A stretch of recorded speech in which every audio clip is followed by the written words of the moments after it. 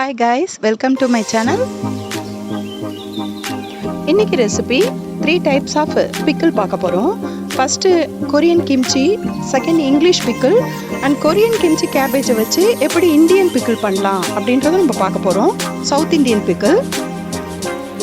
ஒரு வெசல்ல 1 கப் அளவுக்கு வாட்டர் போட்டுக்கலாம். அது கொஞ்சம் நல்லா சூடு ஆனதும் அதுல 3 to 4 tablespoon அளவுக்கு ரைஸ் ஃப்ளார் போட்டு பபிள்ஸ் இல்லாம நல்லா மிக்ஸ் பண்ணிக்கலாம்.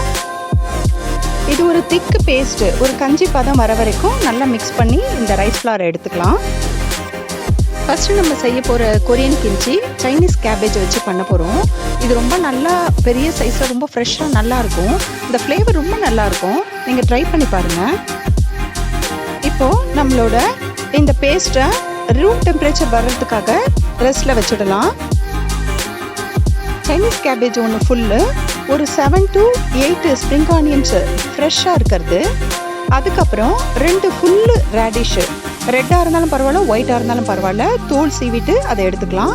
3 பெரிய கார்லிக்கு, ஃபுல் கார்லிக்கும் எடுத்துக்கலாம். இங்கே காஷ்மீரி சில்லி கலருக்காக நம்ம சேர்க்க போகிறோம். ஒரு 15 காஷ்மீரி சில்லி நல்லா பாயிலிங் வாட்டரில் போட்டு ஒரு 3 minutes கொதிக்க வச்சிங்கன்னா அது நல்லா சாஃப்டாக வந்துடும். ஏன்னா நம்ம மிக்சியில் கிரைண்ட் பண்ண போகிறோம், அதுக்காக இதை செய்கிறோம்.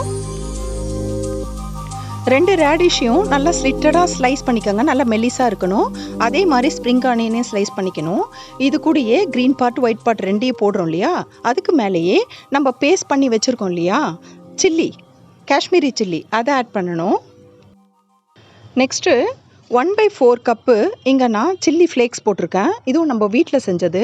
நல்லா சில்லியை வறுத்து மிக்சி கிரைண்டரில் போட்டு நல்லா பவுடர் பண்ணிக்கோங்க. அதை 1/4 கப்பு போடுறோம். இதுலேருந்து காரம் கிடைக்க போகுது நம்மளுக்கு. இது கூட நம்ம ரைஸ் பேஸ்ட் பண்ணி வச்சுருக்கோம் இல்லையா, அதையும் ஆட் பண்ணணும். நெக்ஸ்ட்டு நம்ம 2 to 3 ஸ்பூன் அளவுக்கு சால்ட்டை ஆட் பண்ணணும். அது கூடயே நம்ம 1/4 கப்பு இங்கே வினிகர் ஆட் பண்ணுறோம். சிந்தட்டிக் வினிகர் யூஸ் பண்ணாதீங்க, நல்ல சில்லி வினிகராக பார்த்து வாங்கி அதை யூஸ் பண்ணுங்க. இப்போ 1/4 கப்பு ப்ரௌன் சுகர் இங்கே போட்டிருக்கேன். அது கூடயே நல்லா சாப் பண்ண கார்லிக்கையும் போட்டு மிக்ஸ் பண்ணிக்கோங்க. நம்ம மிக்ஸ் பண்ணி வச்ச அந்த மசாலாவை கேபேஜ் லீஃபில் ஒன்று ஒன்றா எடுத்து எல்லா இடத்துலையும் படுற மாதிரி நல்லா அப்ளை பண்ணிக்கோங்க.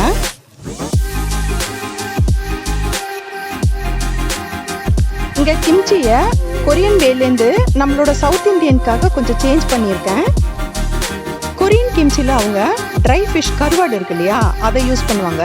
அப்படி இல்லைன்னா ஸ்டிம் பேஸ்ட்டு, அதை எதுக்காக போடுறாங்கன்னா அதை ப்ரிசர்வ் பண்ணுறதுக்காகவும் நல்ல வாசனைக்காகவும் அதை போடுறாங்க, டேஸ்ட்டுக்காகவும் கூட போடுறாங்க. இது 2 பொருளுக்கு பதிலாக எறா பேஸ்ட்டு கருவாடு, இது 2க்கு பதிலாக இங்கே நான் வினிகர் சேர்த்துருக்கேன். இது கிம்ச்சியை கொஞ்ச நாள் நம்ம யூஸ் பண்ணுறதுக்கு ஹெல்ப் பண்ணும். இதை அவங்க ஃபுல்லாக வச்சு ஒரு பாட்டிலில் போட்டு ப்ரிசர்வ் பண்ணி வைப்பாங்க. இங்கே நான் பீஸ் பண்ணிக்கிறேன், ஏன்னா இதை நம்ம எடுத்து யூஸ் பண்ணுறதுக்கு வசதியாக இருக்கும். அதே மாதிரி ஒரு சின்ன ஏர்டைட் பாக்ஸில் இதை போட்டு ஃப்ரிட்ஜில் வச்சிடணும்.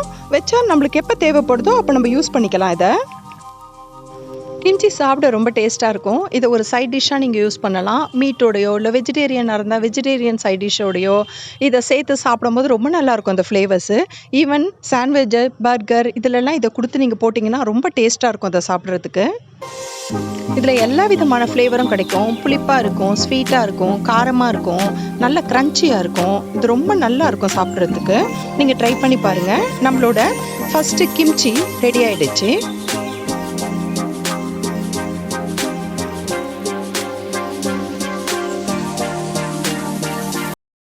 நெக்ஸ்ட் நம்ம இங்கிலீஷ் பிக்கிள் பார்க்க போகிறோம். அலபினோன்னு சொல்லுவோம் இல்லையா, அந்த pickle, red onion pickle, even நீங்கள் நிறைய வெஜிடபிள்ஸில் கூட இந்த பிக்கிள்ஸை செய்யலாம், குக்கும்பரில் கூட செய்யலாம், நல்லாயிருக்கும். நம்ம இங்கே சில்லியும் ஆனியனும் ட்ரை பண்ணியிருக்கோம். ஒரு வெசலில் 1 கப் அளவுக்கு வாட்டர் நல்லா பாயிலிங் ஸ்டேஜ் வந்ததுக்கப்புறமா 7 to 8 ஸ்பூன் அளவுக்கு வினிகர் சேர்த்து அதையும் சேர்த்து பாயில் பண்ணிக்கலாம். இது நல்லா கொதிச்சதுக்கப்புறமா இது கூட ஒரு பெரிய ஸ்பூன் அளவுக்கு சோம்பு, அதே ஸ்பூனில் ஒரு பெரிய ஸ்பூன் அளவுக்கு மிளகு, கருப்பு மிளகு இல்லையா, அது கூட 1/2 ஸ்பூனுக்கு கம்மியாக ஃபுல் கிராம்பு அதையும் போட்டுக்கலாம். இது நல்லா கொதிக்கணும். இதெல்லாம் சேர்ந்து இது கூட 2 ஸ்பூன் அளவுக்கு சால்ட் போட்டால் இனஃபாக இருக்கும் 1 கப் வாட்டருக்கு. சால்ட்டு போட்டதுக்கப்புறமா 1 பெரிய ஸ்பூன் அளவுக்கு சுகர் போட்டுக்கோங்க. இந்த பிக்கிளோட பேஸு ரொம்ப குயிக்காக ரெடி ஆகிடும். நல்ல க்ளீனான ஒரு ஏர்டைட் பாக்ஸ்லேயோ இல்லை பாட்டில்லையோ நீங்கள் எதில் ஸ்டோர் பண்ண விரும்புகிறீங்களோ அந்த பொருளை நல்லா க்ளீனாக வச்சுக்கோங்க. அதில் நல்லா இந்த குண்டு மிளகான்னு சொல்லுவோம் இல்லையா, பாருங்கள் இது நல்லா தடியாக இருக்கும், பார்க்குறதுக்கு மெலிசாக இருக்காது. இந்த பிக்கிளாக பாட்டு எடுத்துக்கோங்க. ஏன்னா நம்மளுக்கு அந்த அலபினோ பிக்கிள்ஸ் ஈஸியாக கிடைக்காது. ஆனால் நம்மக்கிட்ட இந்த சில்லி இருக்குது, இதை வச்சு நம்ம அவங்களோட பிக்கிளை செய்ய முடியும். நம்ம இப்போ ரெடி பண்ண லிக்யூட் இருக்கு இல்லையா, அதை இதுக்குள்ளே விட்டு சோக் பண்ணணும். அதை இது நல்லா ஊறணும். இதுலேருந்து ஒரு கலர் மாறும், ஒரு கொஞ்சம் கம்மியான க்ரீன் கலர் வரும். அந்த ஸ்டேஜில் இதை எடுத்து நீங்கள் சாப்பிட்றதுக்கு யூஸ் பண்ணிக்கலாம். இந்த மிளகாவை நம்ம சாண்ட்விச்சில், பர்கரில், பீஸாவில் அண்ட் ஃப்ரைட் ரைஸில் கூட இது ரொம்ப நல்லாயிருக்கும். நம்மளோட இங்கிலீஷ் சில்லி பிக்கிள் ரெடி ஆயிடுச்சு. சேம் அதே இன்க்ரீடியன்ட் இப்போ கொதிக்க வச்சோம் இல்லையா சில்லிக்காக, அதே மாதிரி ஒரு ஆனியன், ரெட் ஆனியனை கட் பண்ணி இதில் போட்டு சூப் பண்ணி நம்ம ஆனியன் பிக்கிள் செஞ்சுக்கலாம். இப்போ இதே மாதிரி குக்கும்பரில் செலரி சொல்லுவோம் இல்லையா, அந்த வெஜிடபிளில் போட்டிங்கனாலும் இந்த பிக்கிள் ரொம்ப நல்லாயிருக்கும். இந்த பிக்கிள்ஸ் எல்லாம் கொஞ்சமான அளவில் பண்ணி ஸ்டோர் பண்ணி வச்சுக்கோங்க. தீர்ந்த உடனே திரும்ப செஞ்சு யூஸ் பண்ணலாம். கிம்ச்சிக்கு யூஸ் பண்ண அதே கேபேஜை வச்சு நம்மளோட சவுத் இந்தியன் பிக்கிள், நம்ம மாங்காய் ஊறுகாய், எலுமிச்சை ஊறுகாய்லாம் செய்வோம் இல்லையா, அதே மாதிரி கேபேஜில் செய்ய போகிறோம். ஒரு ஃபுல் கேபேஜ் இருக்குது. இதை நல்லா நம்ம பீஸ் பண்ணி ஒரு பவுலில் போட்டுக்கலாம்.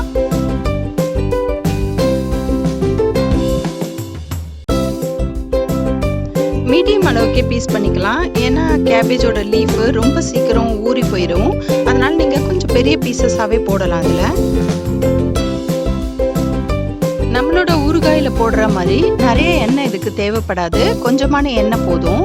ஏன்னா மாங்காய் அதிகமாக அப்சர்வ் பண்ணும், எலுமிச்சமும் அதிகமாக அப்சர்வ் பண்ணும். இல்லை கேபேஜ் லீஃப் வந்து ரொம்ப சாஃப்டாக இருக்கிறதுனால அந்த அளவுக்கு தேவைப்படாது எண்ணெய் இதுக்கு.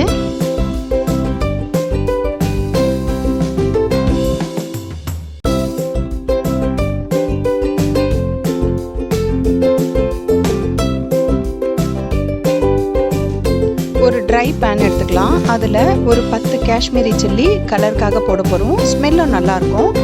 நம்மளோட நல்ல ஸ்பைசியான ரெட் சில்லி ஒரு 15, ரெண்டும் சேர்த்து நல்லா வறுத்துக்கோங்க.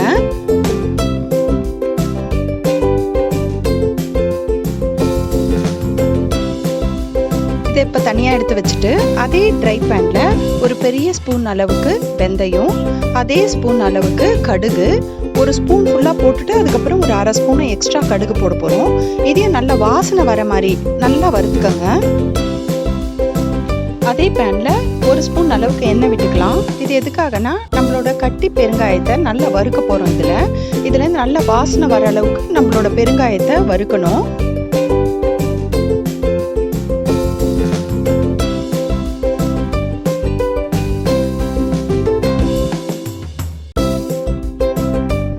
இது நல்லா ஆறினதுக்கு அப்புறமா ஒரு மிக்ஸி ஜாரில் நம்ம ஃப்ரை பண்ண எல்லா பொருளையும் ஒன்றா போட்டு அது கூட ஒரு பெரிய ஸ்பூன் அளவுக்கு இங்கே சால்ட் நான் யூஸ் பண்ணியிருக்கேன். நான் யூஸ் பண்ண கேபேஜ் அளவுக்கு.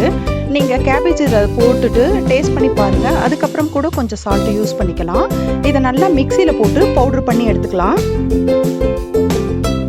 சேம் பேன்லேயே 1/4 கப் அளவுக்கு இங்கே நல்லெண்ணெய் நான் யூஸ் பண்ணியிருக்கேன். இது வாசனை ரொம்ப நல்லா இருக்கும் நம்மளுக்கு ஊறுகாயில், அதனால் இந்த எண்ணெய் யூஸ் பண்ணியிருக்கேன். அது நல்லா சூடாக இருக்கணும். நம்மளோட பச்சை கேபேஜ் இருக்கு இல்லையா, அதுக்கு மேலே நம்ம பேஸ்ட் பண்ண இந்த பவுடரை கொட்டிக்கலாம். அதுக்கு மேலேயே இந்த எண்ணெயை, கொதிக்கிற எண்ணெயை அந்த பேஸ்ட்டுக்கு மேலே போட்டுடணும். இது கூடயே 6 ஸ்பூன் அளவுக்கு சில்லி வினிகர் யூஸ் பண்ணலாம். இது புளிப்புக்காகவும் நம்மளோட பிக்கிளை பாதுகாத்துக்கிறதுக்காகவும் யூஸ் பண்ணலாம். கேபேஜ் ஊறுகாய் ரெடி ஆயிடுச்சு. ட்ரை பண்ணுங்க. இந்த டிஃப்ரெண்ட் டைப் ஆஃப் பிக்கிள்ஸை ட்ரை பண்ணி பாருங்க கைஸ். நெக்ஸ்ட் ரெசிபியில் மீட் பண்ணலாம்.